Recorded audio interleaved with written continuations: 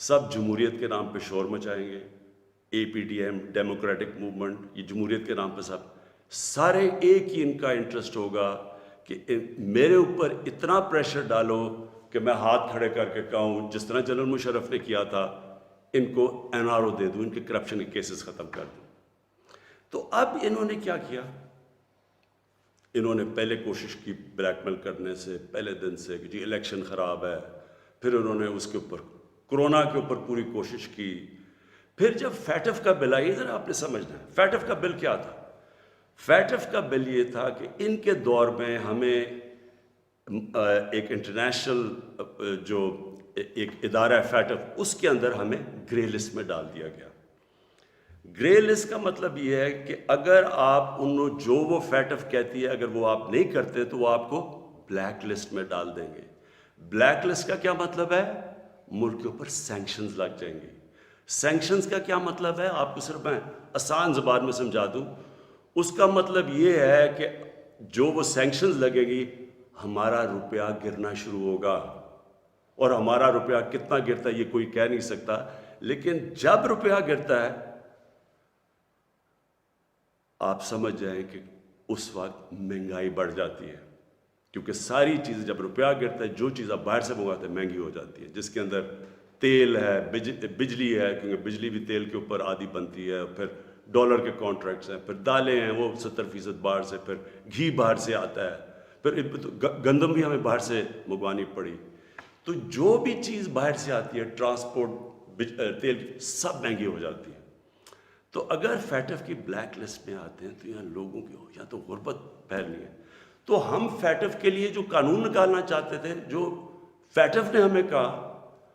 قانون نکالنا تھا فیٹف کا، ان سب نے مل کے ایک ہمارے پاس ایک این آر او کا ایک دے دیا جی کہ جی یہ نیب کے یہ چینجز کریں، مطلب کہ نیب کو ختم کر دیں، تب ہم فیٹف کا بل سائن کریں گے۔ فیٹف ملک کے لیے، نیب کا اس سے کیا تعلق ہے؟ صرف اور صرف کہنے کی کوشش ہے، ان کا 1 پوائنٹ ایجنڈا ہے کہ کسی طرح مجھے پریشر کر دیں کہ میں کسی طرح بلیک میل کریں کہ ان کو این آر او دے دوں۔ اب آپ سمجھیں کہ انہوں نے یہ کیوں کیا؟ کیوں یہ جو پہلے کہہ رہے تھے، سب کہہ رہے تھے کہ سینٹ کے الیکشن میں پیسہ چلتا ہے اور اوپن بیلٹ ہونی چاہیے، اور اب کیوں سب اکٹھے ہو گئے؟ سپریم کورٹ میں جا کے سب نے اکٹھے زور زور سے کہا کہ نہیں جی ہمیں سیکرٹ بیلٹ چاہیے، خفیہ بیلٹ چاہیے۔ اس کی وجہ یہ تھی، انہوں نے یہ پلان کیا کہ یہ جو ہمارا الیکشن تھا حفیظ شیخ کا اور یوسف رضا گیلانی کا، اس میں انہوں نے پورا پیسہ چلانا تھا، پوری کوشش کرنی تھی کہ ہمارے ممبرز توڑیں، ان کو پیسے دے کے اپنے ساتھ ملائیں، اور کسی طرح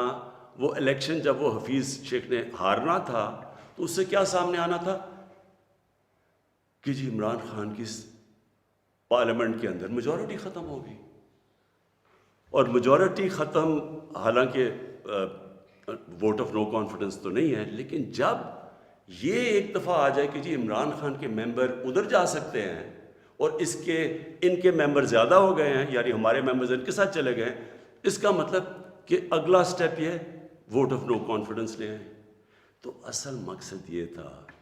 کہ ووٹ آف کانفیڈنس کی تلوار میرے اوپر لٹکائیں، مجھے بلیک میل کریں کہ میں کسی طرح ان کو این آر او دے دوں۔ اب میں بتاتا ہوں کہ آگے میں نے کیا قدم لیے، لیکن میں صرف تھوڑا سا اپنی قوم کو، کیونکہ میں یہ ضروری ہے، آپ میں سے کئی نوجوان، ہماری نوجوان آبادی، ان کو پتہ نہیں ہے کہ میری یہ اب 25 سال ہو گئے ہیں، یہ سٹرگل ہے کیا، یہ کیوں تھی۔ دیکھیں عمران خان وہ واحد پولیٹیشن ہے جس کے پاس سب کچھ تھا پولیٹکس میں آنے سے پہلے۔ میں وہ آدمی ہوں جس کو شاید ملک میں سب سے زیادہ شہرت تھی، جتنا پیسے تھے میری زندگی کے لیے بہت تھے، مجھے کسی چیز کی ضرورت نہیں تھی جب میں پولیٹکس میں آیا۔ میں آیا کیوں پولیٹکس میں؟ ہم وہ ہیں جنریشن جو پہلی، میرے والد، میری والدہ ایک غلام ہندوستان میں پیدا ہوئے تھے، میں پہلا پاکستانی جنریشن تھا جو آزاد ملک میں پیدا ہوا تھا، اور ہمیں اپنے ملک پہ بڑا فخر تھا، جیسے ہمارا ملک اٹھتا جا رہا تھا۔ آج سے 50 سال پہلے 55 سال پہلے پاکستان کی مثال دی جاتی تھی دنیا میں، ہمیں فخر ہوتا تھا، پاکستان کا دنیا کے اندر ایک رتبہ تھا.